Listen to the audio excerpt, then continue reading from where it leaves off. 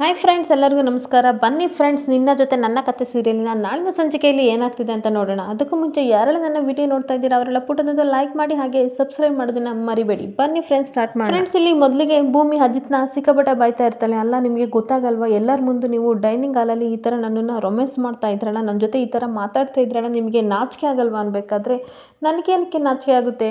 ನಾನು ಕಾಂಟ್ಯಾಕ್ಟ್ ಮದುವೆ ಆಗಿರೋದಾಯ್ತಾ, ಈ ರೀತಿ ನಾನು ನಟನೆ ಮಾಡಲೇಬೇಕಾಗುತ್ತೆ, ಅದಕ್ಕೋಸ್ಕರ ನಾನು ಈ ಥರ ಆಡಿದೆ ಅಂತ ಹೇಳ್ತಾ ಇರ್ತಾನೆ. ಅದಕ್ಕೆ ಇಲ್ಲ ನೀವು ಈ ಥರ ಆಡಿಲ್ಲ, ಹೋದ ಜನ್ಮದಲ್ಲಿ ನಾನು ನೀವು ಗಂಡ ಹೆಂಡತಿ ಆಗಿದ್ವಿ ಅಂತ ಅನಿಸುತ್ತೆ, ಅದಕ್ಕೆ ಹೋದ ಜನ್ಮದಲ್ಲಿ ನೀವು ನನ್ನನ್ನು ರೊಮ್ಯಾನ್ಸ್ ಮಾಡ್ತಾ ಇರಲಿಲ್ಲ, ಅದಕ್ಕೆ ಬಹುಶಃ ನಾನು ಶಾಪ ಹಾಕಿದ್ದೆ ಅನಿಸುತ್ತೆ. ಆ ಶಾಪ ತಟ್ಟಿ ಈ ಜನ್ಮದಲ್ಲಿ ನೀವು ಯಾವಾಗಲೂ ರೊಮ್ಯಾನ್ಸ್ ಮಾಡ್ತಲೇ ಇರ್ತೀರಾ, ಅದಕ್ಕೋಸ್ಕರ ದೇವರು ಆ ಥರ ವರ ಕೊಟ್ಟಿದ್ದೇನೆ ಅಂತ ಹೇಳ್ತಾ ಇರಬೇಕಾದ್ರೆ, ಏನೋ ನಾನು ನಿಮ್ಮ ಜೊತೆ ರೊಮ್ಯಾನ್ಸ್ ಮಾಡ್ತೀನಾ? ಹೌದಾ, ತಡಿ ಅಂತ ಹಾಗೆ ಮುಂದೆ ಬರ್ತಾ ಇರಬೇಕಾದ್ರೆ ಭೂಮಿ ಎದ್ರುಕೊಂಡು ಮುಟ್ಬೇಡಿ ಅಂತ ಸಡನ್ನಾಗಿ ಡೋರ್ ಓಪನ್ ಮಾಡಿ ಓಡೋಗೋಕ್ಕೆ ಅಂತ ಹೋಗ್ತಾಳೆ. ಅಷ್ಟೊತ್ತಿಗೆ ಅಪೇಕ್ಷೆ ಅಜ್ಜಿ ಮತ್ತೆ ಸಂಗೀತ ಒಳಗಡೆ ಬಂದ್ಬಿಡ್ತಾರೆ. ಅಪೇಕ್ಷೆ ಹೇಳ್ತಾ ಇರ್ತಾಳೆ, ನೋಡ್ದ ಅಜ್ಜಿ ಯಾವ ಥರ ಇಲ್ಲಿ ಸರಸಲ್ಲಪ್ಪ ಆಟ ಆಡ್ತಾ ಇದ್ದಾಳೆ, ಒಂದು ವೇಳೆ ನೀನೇನಾದರೂ ಇವಾಗ ಇದ್ದಿದ್ರೆ ಬಿದ್ದೇ ಬಿಡ್ತಿದ್ದೆ, ನಾನಾಗಿರೋದಕ್ಕೆ ಸರಿಯಾಗಿದೆ, ನನಗೆ ಗೊತ್ತು ನೀವಿಬ್ಬರು ಈ ಥರ ಆಡ್ತಾ ಇದ್ದೀರಾ ಅಂತ ರೆಡ್ ಹ್ಯಾಂಡಾಗೆ ನಿಮ್ಮನ್ನು ಹಿಡಿಯೋಕ್ಕೋಸ್ಕರ ನಾನು ಇಲ್ಲಿಗೆ ಬಂದೆ ಅಂತ ಹೇಳ್ತಾ ಇರ್ತಾಳೆ. ಅವಾಗ ಸಂಗೀತ, ಸುಮ್ಮನೆ ಇರೇ, ಬಾಯಿ ಮುಚ್ಚು, ಅದೇನು ವಯಸ್ಸಿಗೆ ಮೀರಿದ ಮಾತಾಡ್ತೀಯ ಅನ್ಬೇಕಾದ್ರೆ, ಸುಮ್ಮನಿರಮ್ಮ, ನಿಮಗೆ ಗೊತ್ತಾಗಲ್ಲ, ಇವರಿಬ್ಬರು ಸರಸಲ್ಲಪ್ಪ ಆಡ್ತಾ ಇದ್ದಾರೆ ಅಂತ ಹೇಳ್ಬೇಕಾದ್ರೆ ಅಜ್ಜಿ ಹೇಳ್ತಾ ಇರ್ತಾಳೆ, ನನ್ನ ಮಾತನ್ನ ಮೀರಿ ನೀವೇನಾದ್ರೂ ಇಲ್ಲಿ ಮಲ್ಕೊಳ್ಳೋಕ್ಕೆ ಮಾಡಿದರೆ ನಾನು ಸರಿ ಇರಲ್ಲ ಆಯಿತಾ, ನೀನು ಯಾವಾಗಲೂ ಇಲ್ಲಿ ಚಾಪೆ ಮೇಲೆ ಮಲಗಬೇಕು, ನೀನು ಇಲ್ಲಿ ಕಾಟ್ ಮೇಲೆ ಮಲಗಬೇಕು, ಮಂಚದ ಮೇಲೆ ಮಲಗಬೇಕು ಅಂತ ಅಜ್ಜಿ ಸಹ ಹೇಳ್ತಾ ಇರಬೇಕಾದ್ರೆ, ಎಲ್ಲಿ ನಿನ್ನ ಚಾಪೆ ಮತ್ತು ದಿಂಬುನ್ ಬೇಕಾದರೆ ಅಪೇಕ್ಷೆ ನಾನು ತತ್ತೀನಿ ಇರು ಅಜ್ಜಿ ಅಂತ ಹೋಗ್ಬಿಟ್ಟು ತಂದುಬಿಟ್ಟು ಭೂಮಿ ಮುಂದೆ ಎಸಿತಾಳೆ. ನೋಡೆ ಭೂಮಿ, ನೀನು ಇವನು ಪಕ್ಕ ಮಲ್ಕೊಂಗಿಲ್ಲ ಆಯಿತಾ, ನನ್ನ ತಮ್ಮನ ಬುದ್ಧಿ ಎಲ್ಲ ಹಾಳು ಮಾಡಿಬಿಟ್ಟು ನೀನು ಸರಸಲ್ಲಪ್ಪ ಆಡೋಂಗಿಲ್ಲ, ನೀನು ಈ ಚಾಪೆ ಮೇಲೆ ಮಲಗಬೇಕು ಅಂತ ಹೇಳ್ತಾ ಇರ್ತಾಳೆ.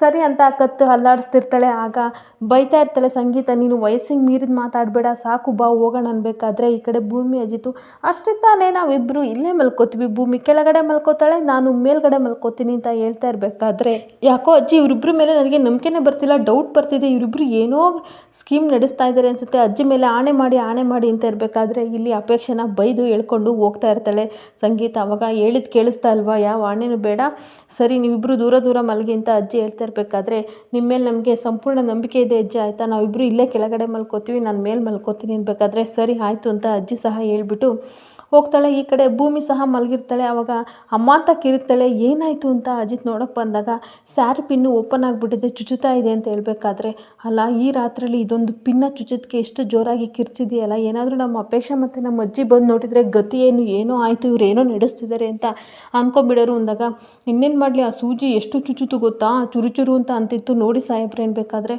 ಹೌದು ಚುರುಚುರು ಅಂತ ಅನ್ನುತ್ತೆ, ತಡಿ ನೋಡ್ತೀನಿ ಅಂದ್ಬಿಟ್ಟು ಆ ಪಿನ್ನನ್ನು ತೆಗಿತಾನೆ. ಆವಾಗ ಸರಿ ಆಯಿತು ಮಲ್ಕೋ ಆಯಿತಾ, ಟೈಮ್ ಆಗಿದೆ ಅಂತ ಹೇಳಿ ಮತ್ತೆ ಮಲಗಬೇಕಾದ್ರೆ ಮತ್ತೆ ಅಮ್ಮ ಅಂತ ಕಿರ್ತಾ ಇರ್ತಾಳೆ.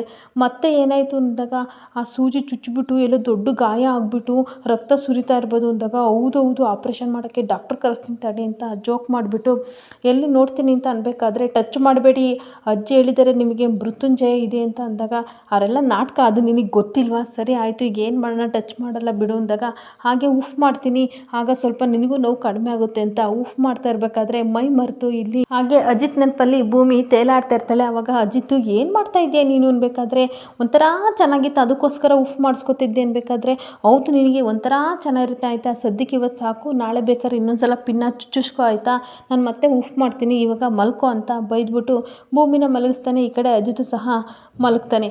ಇನ್ನೊಂದು ಕಡೆ ಶ್ರವಣ್ಗೆ ತುಂಬ ಬೇಜಾರಾಗ್ತಾ ಇರುತ್ತೆ, ಇದೇನಿದು ಈ ಥರ ಆಯ್ತಲ್ಲ, ನನಗೆ ಭೂಮಿ ಮೇಲೆ ಯಾಕೆ ಈ ಥರ ಫೀಲ್ ಆಗ್ತಿದೆ ಅಂತ ಎಲ್ಲನೂ ನೆನಪಿಸ್ಕೋತಾ ಇರ್ತಾನೆ. ಭೂಮಿ ತನ್ನ ಕಾಲನ್ನ ಹಿಡ್ಕೊಂಡು ಬೇಡಿದ್ದು, ನಮ್ಮಮ್ಮನ್ನ ಈ ಕೋರ್ಟ್ ಕೇಸಿಂದ ಹಿಂದೆ ಸರಿರಿ ಸಾಹೇಬ್ರೆ ಅಂತ ಬೇಡಿದ್ದು, ಹಾಗೆ ಮಿಸ್ ಆಗಿ ಐಸ್ ಕ್ರೀಮ್ನ ತಿನ್ನಿಸಿದ್ದು, ಮಳೆಯಲ್ಲಿ ಅಶ್ವಿನಿನ ಕರ್ಕೊಂಡು ಹೋಗೋ ಬದಲು ಮನಸ್ವಿನ ಕರ್ಕೊಂಡು ಹೋಗೋ ಬದಲು ಭೂಮಿನ ಕರ್ಕೊಂಡು ಹೋಗಿದ್ದು ಎಲ್ಲ ನೆನಪು ಮಾಡಿಕೊಂಡು, ಹಾಗೆ ಚಿಕ್ಕ ವಯಸ್ಸಿನ ಫೋಟೋ ಮನಸ್ವಿನಿದು ಕೆಳಗೆ ಬಿದ್ದಿದ್ದು, ಶಾರದಾ ಜೊತೆ ಮಾತಾಡಿದ್ದು ಎಲ್ಲನೂ ನೆನಪಿಸ್ಕೊಂಡು ಟೆನ್ಷನ್ ಮಾಡಿಕೊಂಡು ಒದ್ದಾಡ್ತಾ ಇರ್ತಾನೆ. ಅಲ್ಲ ಏನಾಗಿದೆ, ನನ್ನ ಶಾರದಾ ಈ ಥರ ಹೇಳಿದ್ಲಲ್ಲ, ಭೂಮಿನೂ ನಿನ್ನ ಮಗಳ ಥರ ಆಯಿತಾ, ಈ ಕೇಸ್ನ ಹಿಂದೆ ಸರಿರಿ ಅಂತ ನನಗೆ ಶಾರದಾ ಸೂಚನೆ ಕೊಟ್ಲು ಅಂತ ಹೇಳಿಸುತ್ತೆ, ಅವಳ ಮೇಲೆ ಪ್ರೀತಿಗೆ ಈ ಥರ ಹೇಳಿದ್ದಾಳೆ ಅಂತ ಅನಿಸುತ್ತೆ, ಶಾರದಾ ಹೇಳಿದಾಗೆ ನಾವು ಮಾಡೋಣ ಆಯಿತಾ, ಇನ್ಮೇಲೆ ನಾನು ಅವಳ ಭೂಮಿ ಕೇಸ್ನ ನಾನು ಹಿಂದೆ ಸರಿತೀನಿ ಅಂತ ಅಂದ್ಕೊಳ್ಳೋ ಅಷ್ಟರಲ್ಲಿ ಇನ್ನೇನು ಪ್ಲ್ಯಾನ್ ಮಾಡಿಬಿಡ್ತಾನೆ ಅಂತ ಅಲ್ಲಿಗೆ ಅಶ್ವಿನಿ ಬಂದ್ಬಿಟ್ಟು ಅಪ್ಪ ಅಪ್ಪ ಅಂತ ಬರ್ತಾಳೆ. ಏನಾಯಿತು ಮಗಳೇ, ಯಾಕೆ ಬೇಜಾರಾಗಿದೆಯಾ ಅಂತ ಕೇಳಬೇಕಾದ್ರೆ ನನಗೊಂದು ದೊಡ್ಡ ಕೆಟ್ಟ ಕನಸು ಬಿತ್ತು, ಇನ್ನೂ ಗಾಬರಿ ಆಗಿದ್ದೀನಿ ಅನ್ಬೇಕಾದ್ರೆ ಏನು ಕನಸು ಮಗಳೇ ಅಂತ ಕೇಳ್ತಾ ಇರಬೇಕಾದ್ರೆ,